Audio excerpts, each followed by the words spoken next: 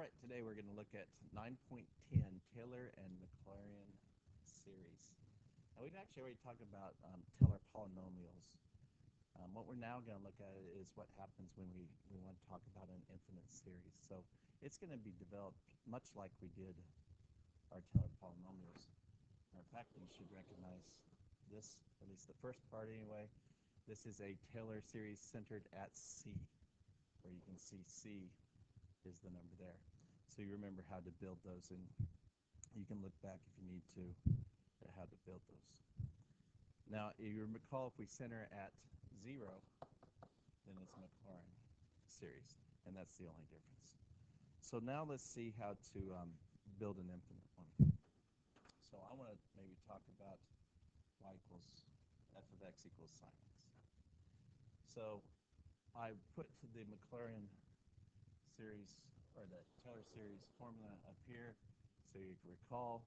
So I'm going to have to do a little side work before I start. We know that f of x is equal to sine x.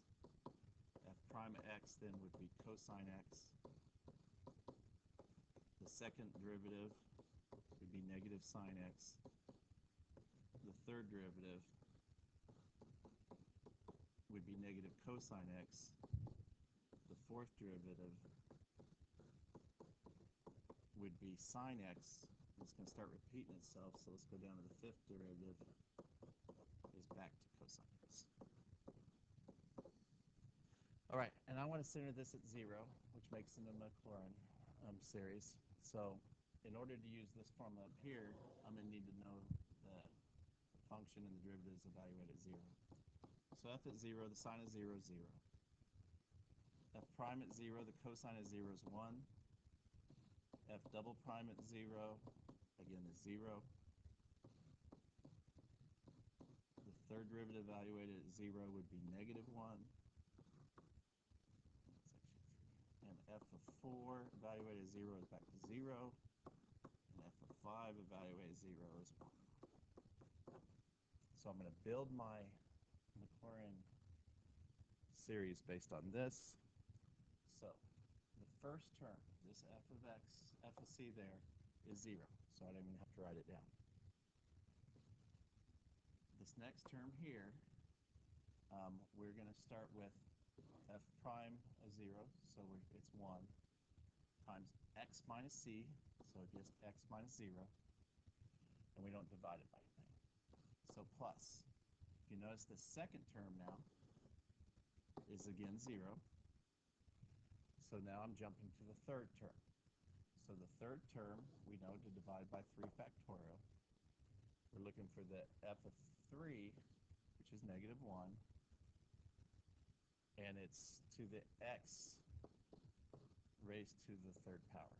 It's whatever that power was. The next term is 0, so we jump to the fifth term now. So it's 5 factorial, and now it's positive, x to the fifth power. Dot, dot, dot. Now, this is really the first, second, and third term of this series. So I used words like the fourth term was 0, but you don't count the zeros as terms. So that's just 3 terms of the infinite series. Now to write that as an infinite series,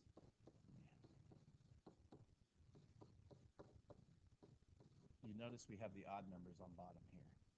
So it's a summation. I want to try to come up with a rule for this. Well, hopefully you recall from the pre-calculus that the formula for generating odd numbers is 2n plus 1.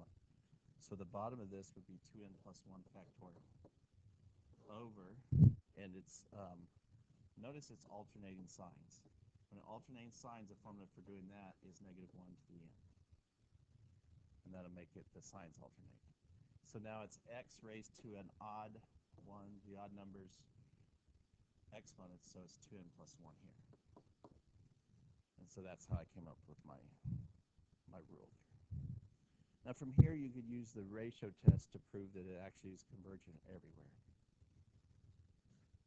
Now I want to show you, so that is actually a review. Maybe making it infinite is the new part, but how to develop at least the initial 3 terms of that is all review. We've done that last semester, actually. Now, if I wanted to find the Maclaurin series for, let's say, sine of x squared, we could do that all over again. I could find f of 0, f of prime, f double prime, and then I would have chain rules when I start taking these derivatives, and I'll be multiplying it by 2x, the derivative of what's inside, and you can see how it can get a little messier. Well, there's actually a shortcut for developing these infinite series, and that says that everywhere I have an x, that's why I reminded you of what we just came up with. We just developed this one. Everywhere I have an x, I'm going to put x squared in. So maybe what I'll do is just write this thing with blank parentheses for my x's.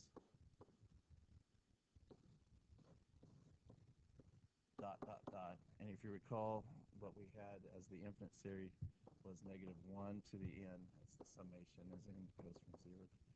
Actually, we don't want the summation, but that's just the nth term. So the nth term was negative 1 to the n.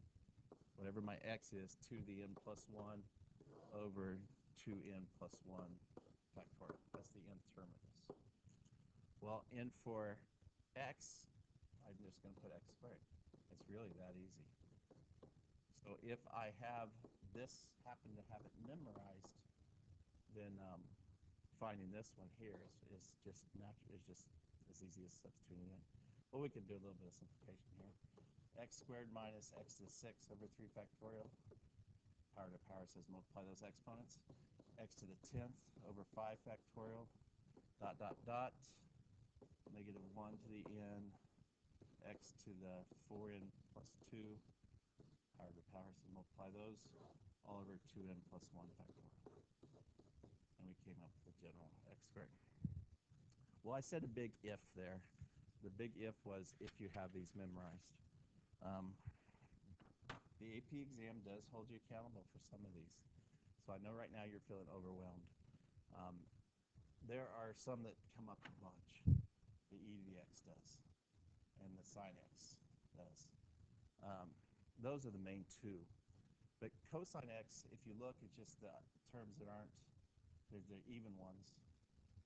You can see how they're related to the sine and cosine. So if you memorize one, you could come up with the other one pretty easy. So in terms of memorization, those are the three big ones. This one you just developed in last section a way to figure that one out, but you can see it's not that hard to memorize. 1 over x comes up. This is no longer centered at 0. That one's actually centered at 1 because it would be undefined at 0. So that's in 670. Take a look at them. For tonight's homework, you're going to actually just use these to come up with them. So let's just do an example. And I want to come up with a cosine series for cosine square root of x. So rather than building this from scratch, which we could do, I would say we need to look back at our chart and figure out what we need to figure out what the cosine of x is, and there it is right there from that page 670. So rather than building this from scratch, all I want to do is say the cosine of square root of x is equal to this. So everywhere I have a x, I'm going to put a blank parentheses. It's going to follow this pattern. So negative 1 to the n, whatever that x is, 2n factorial. So what n for x, I'm going to put square root of x. And this makes this 1 minus square root squared is just itself, x over 2 factorial, plus this is x squared to the 4th factorial.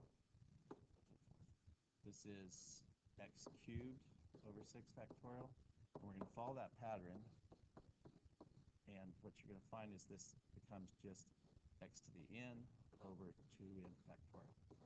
So now we've developed that quickly by using some memorized, or at least some stuff off the chart, already developed Maclaurin series. All right, that's it for tonight. This should go pretty easy for you, I would hope. Thank you.